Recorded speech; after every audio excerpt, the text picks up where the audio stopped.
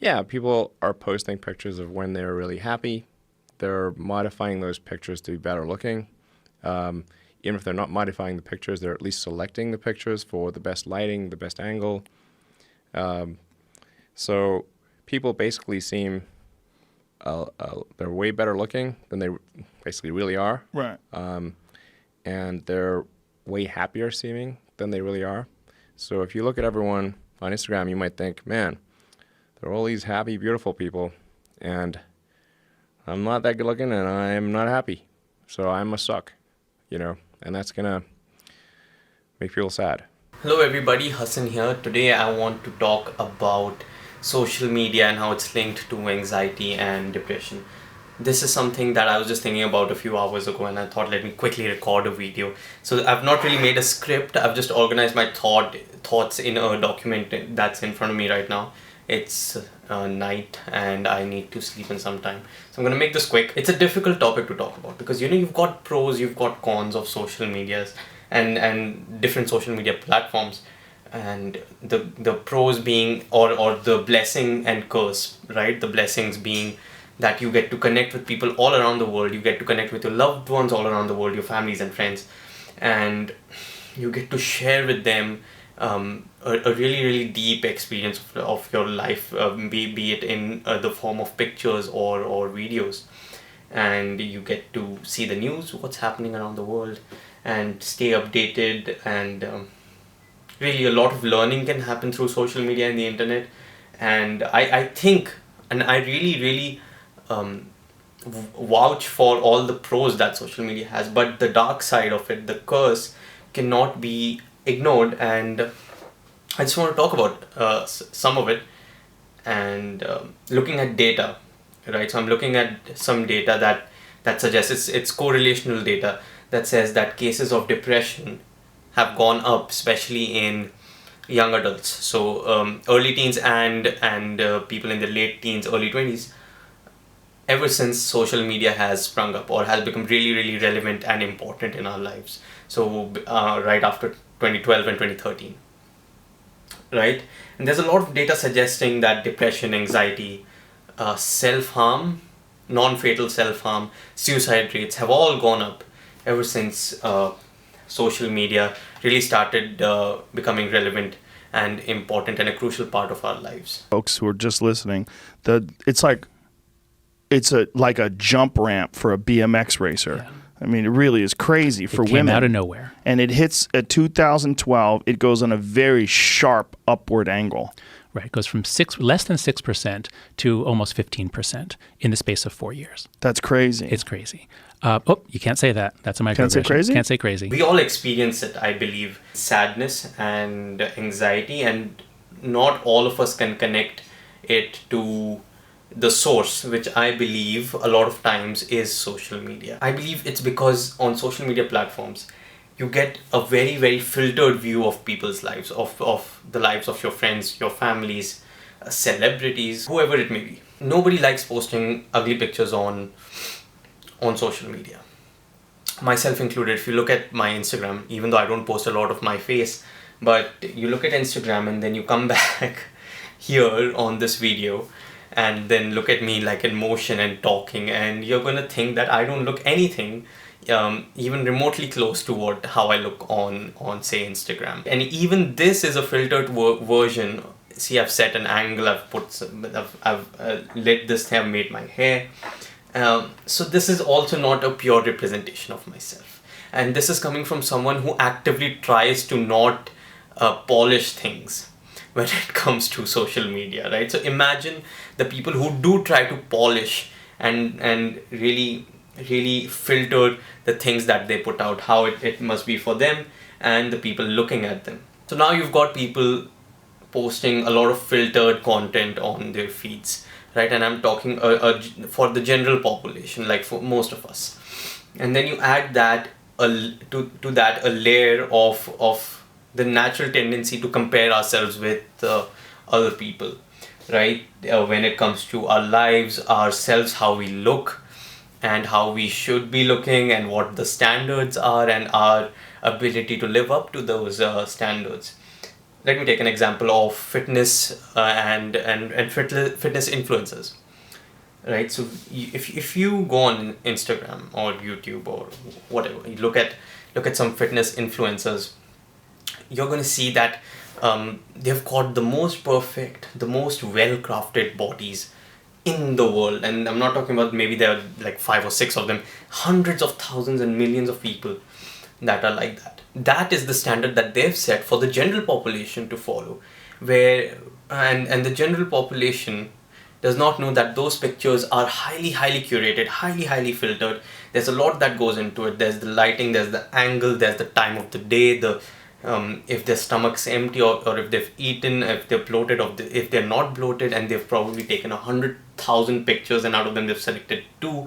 Out of them they've filtered both of them, and then they've selected 1 and then posted it, and then the caption says "woke up like this" or something like that, something ridiculous. Right? And then you look at yourself, you see that you don't look remotely close, and you look miles, levels behind when you compare yourself to these fitness influencers, and you think, and you get depressed, and you get sad, and you feel like you are lacking in some way, and that's not true in a lot of cases. You might be just fine however you are, and the one of the harmful things is that you might develop body dysmorphia with this, because in your brain you're living up to the standard that your favorite fitness influencer has put up, and that's just unrealistic in my opinion. And another example would be people who take a lot of vacations, right? Again, I keep using the word these influencers who seem to be taking vacations every other week and going to these exotic destinations, and then you look at your life and maybe you've traveled to 3 places over the past 2 years, and you think, oh, what am I doing? What kind of life is this? And you've got like 2-3 layers of just comparison, and then having to live up to certain expectations, unrealistic expectations that nobody has forced upon you, by the way, but because of the looks of it, because we're so immersed in social media, it just looks like that's what's normal, even though it's not. It's a very bloated and a very unrealistic version of reality, and that coupled with another layer of wanting others to like us, the feeling, and it's natural, right? You naturally want other people to like you. What social media does is that it has this feature called like. You can like posts. What that does is, in many cases, it only tries to make you post the best of the best things, and the things that gets you the most likes. And it has happened to me. I can speak with personal experience when it comes to that. When I'm posting pictures of my photography or of the art that I've made, or videos that I'm posting, or anything, I've had times where I've thought, okay, what is going to get the most likes, right? You try to get into other people's brains, and there's so much unnecessary time that is wasted. Unnecessary wasted time. There's so much unnecessary thinking that goes on, just waste of your energy in all these things, and that makes it really depressing when you're constantly burying your own tendencies just so that you can make things that gets the most likes, click pictures that gets the most likes. Again, and if you really put a lot of work into a post, right, maybe it's a selfie or it's something, and you think this is going to get likes, and it doesn't get those likes, is when it's like you lose both ways. If it does get a lot of likes, you're going to keep doing that, and if it doesn't, you're going to drive yourself crazy thinking what's going to get you more clout, right? And it's depressing because some people take it and they take it too far. And the worst part about that is they end up achieving the clout with the things that they do, ridiculous things, right? You see people destroying public property for clout. You see them, a recent trend was dry scooping protein shakes and overdosing on caffeine just on TikTok, things like that. It's really disturbing and really upsetting. It just drives a person crazy. If you're too much into it, I think it's really harmful. Right? So you've got all these layers and layers and layers and layers of things that are against you, and now you're getting anxious that you're not able to keep up with all these different aspects that come with being on social media. That's what I believe results in chronic anxiety. Every time you open the app, you look at things that you are lacking in. It's a lot of wasted time, it's a lot of wasted energy. Then you've got this whole thing of celebrities on social media platforms. Now, not only are you comparing yourself with the people around you, your friends and family who are on social media, you've got this another level of the population, right? You've got the elites, the highest of the highest in the hierarchy of people with the most money, with the most bizarre lives, when they post things on social media, and now you're comparing yourself to them as well. You watch a celebrity have a good time at a yacht in, I don't know, Dubai or something like that with their friends, which are in hundreds, and then they're drinking and they're having fun, not a care in the world, and you wish that you had a life like that, and that itself becomes very saddening. So the standard that you have to live up to keeps going higher and higher and higher and higher with the people that you keep following. And it's just ridiculous now that I think of it. It just makes so much sense why people are so sad and depressed, because we are all living trying to live up to such a highly unrealistic standard. Because keep in mind, the celebrities that are posting all of this are also filtering out a lot. So they are posting their best moments of their lives, and that just, I mean, how do you meet that standard, right? You've got that. So you've got like 7 layers of things that are working against you, getting you depressed, getting you sad. So it's no surprise that people do get depressed, sad, anxious, call it whatever, right? Feeling of discomfort, misery, and all that stuff that nobody wants to feel. Another thing that I believe causes a lot of negative emotion is just the overload of information that is available on social media. It's too immersive. It's like a whole world within itself, and you're living in that world, and you've forgotten that there's a whole other world out there, right? You've always got issues, and people feel like they need to act on those issues, and only then will those issues get resolved, right? The world is full of problems.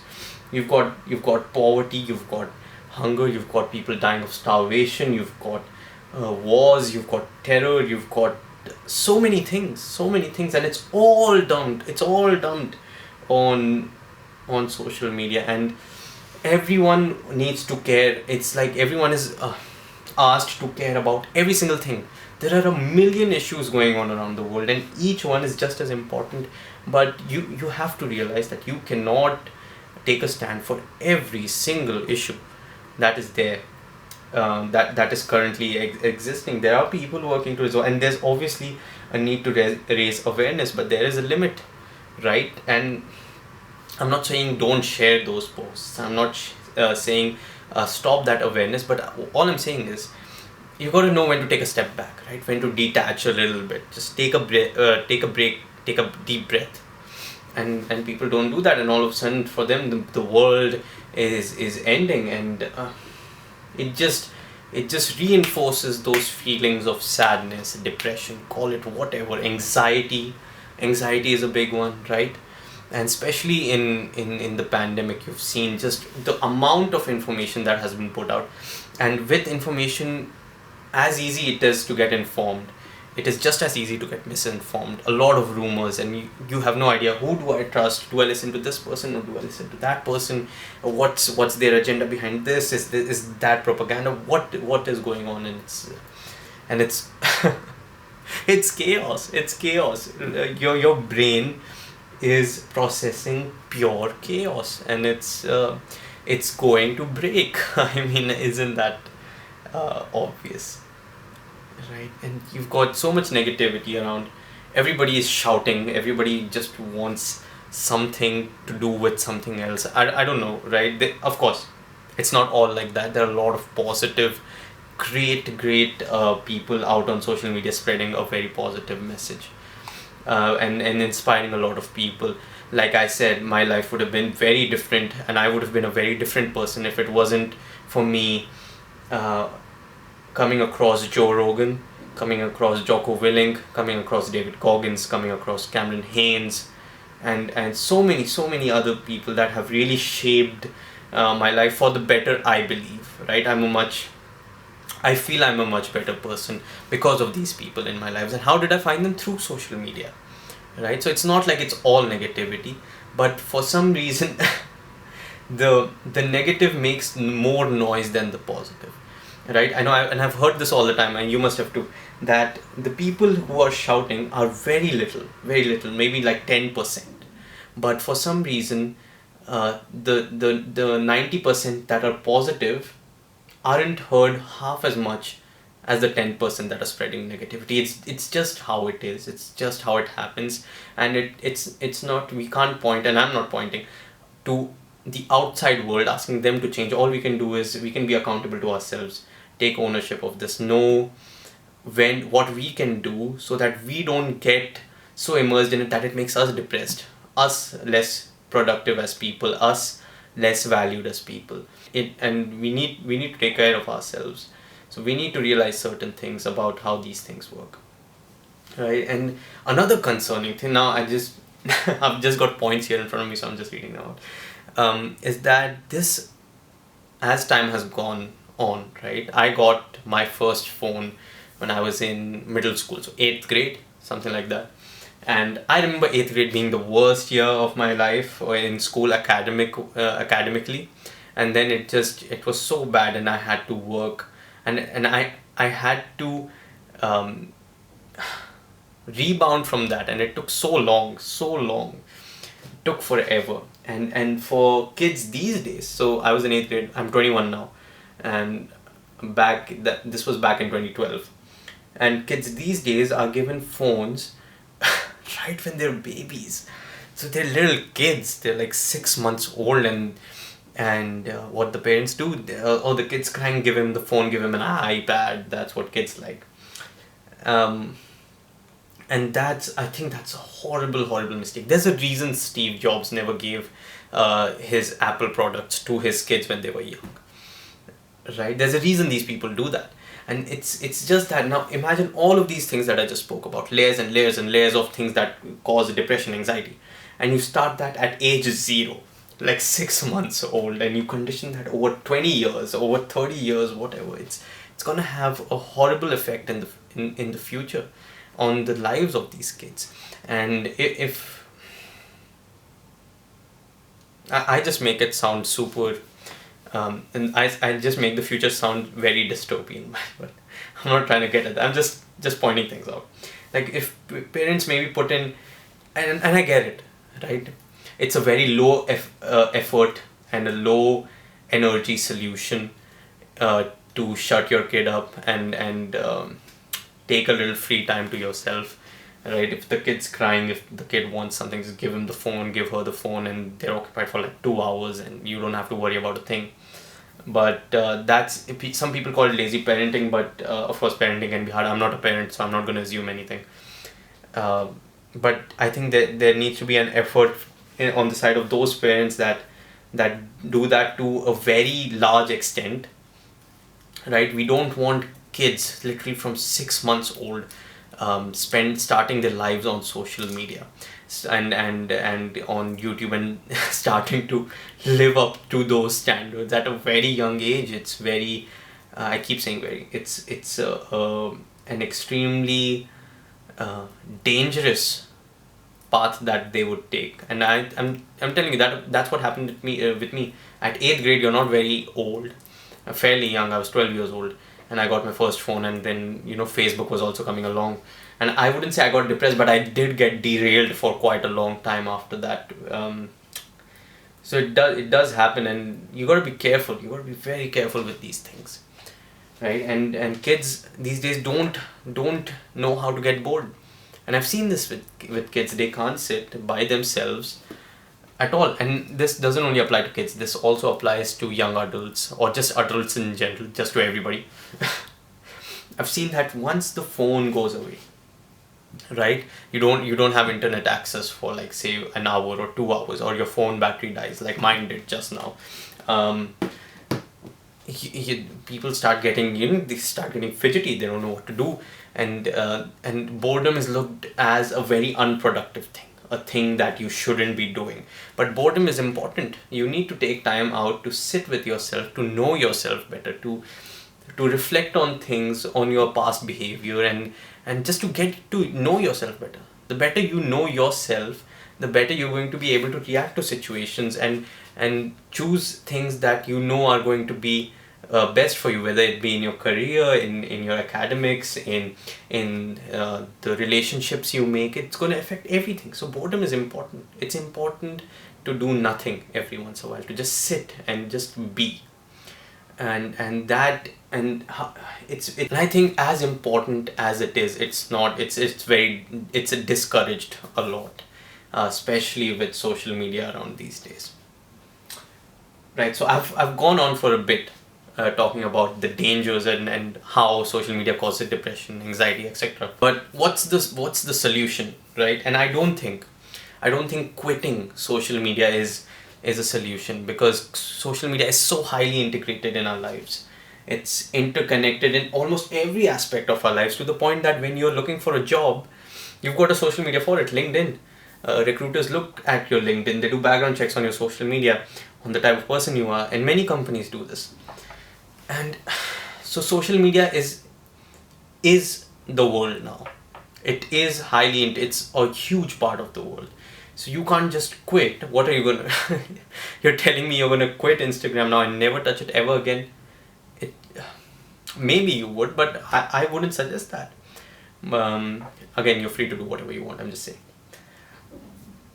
But you're gonna get, or here's what I would do, or here's what I am doing currently. So what you need to do is, you gotta know what the game is all about. You have to know that these social media platforms are created by people to get your attention. These are like drugs. They want your attention. They want you to be there and spend more time there. Why? Because they've got advertisers on these things, and the more they advertise, the more you consume, the more you buy things from the things that are being advertised. So it's like, it's a very complex system. I can't put it into words because I really don't understand it properly, but that's just the gist of it, of what I understand at least. So whenever you find yourself depressed, anxious about not being able to live up to the highest of standards, right? Remember, you got to take a step back, take a few steps back. Remember what the game is all about, like I said, and take a broader view, take a bird's eye view of what's going on, and take some time off. Here's what I do during the weekdays. I take time off when I'm working. So from Sunday till Thursday, I don't have Instagram on my phone. I have a Facebook account, but I've not used it in years. I don't have the app. I've not visited the website in the longest time. I'm on Snapchat. I don't have the app. I don't use it. So Instagram is really the only thing I actively scroll on, and I delete it during the weekdays, and only on the weekends, maybe for a day or two, I come on, and then again from Sunday onwards I get off. For some of you who might be confused, here in the Middle East you've got Friday and Saturdays off, or Fridays off. So you've got working from Sunday till Thursday, or Saturday till Thursday. Anyway, yeah, so that's what I'm getting at. Always be aware, be mindful of what's going on, be and catch yourself being comparing your life with someone else's. Catch yourself being sold something to, right? Catch yourself when you see highly filtered content. Remember that there's another person at the other side of a post that has made an effort to make that post the best it can possibly be, and you don't have to compare yourself to that standard, because that's not a consistent standard. That's not them every single day. That's not what their life is every single day. And You got to take that concept, apply it across all social media platforms, be it YouTube, Facebook, Instagram, LinkedIn as well. For many people, you see a lot of people getting certifications upon certifications, and you think, oh, I'm not doing as much, I've only got like 1 or 2 and I've got the third one in progress. No, maybe you're doing just fine. Make a real assessment of where you are. And I'm not saying that you should always be satisfied with where you are, because how are you going to progress in life, right? But making an assessment of yourself, comparing yourself to people you see on social media is not the way to go. You got to make a realistic assessment, look at some data online, look at real data, and make decisions and make deductions of where you are, where you want to go, and how you can progress in life, right? Don't look at social media, because that's not the right place. So that's what I think the solution is. That's what I do. Like I said, I take weekdays off, and even on the weekends when I do get on these platforms, more primarily Instagram, when I do get on it, I catch myself clicking pictures or trying to post the best content I can, the best representation of myself. And if I want to post a picture, I'll maybe have 10 of those pictures. If I want to post a little clip, I'll have 10 of those clips, and I'll catch myself doing something that I'm not supposed to do, right? I shouldn't, and I just take a step back at that time, and I say, you know what, it's not the right time, and then you get off the app. So it's very important to know yourself and to catch yourself doing things like these, because when you do start doing this, you will realize that your life just gets more you get more happier. I wouldn't say happier, you just realize a lot of things, and you realize that what's a realistic expectation versus what's not, and it just makes your life more simpler.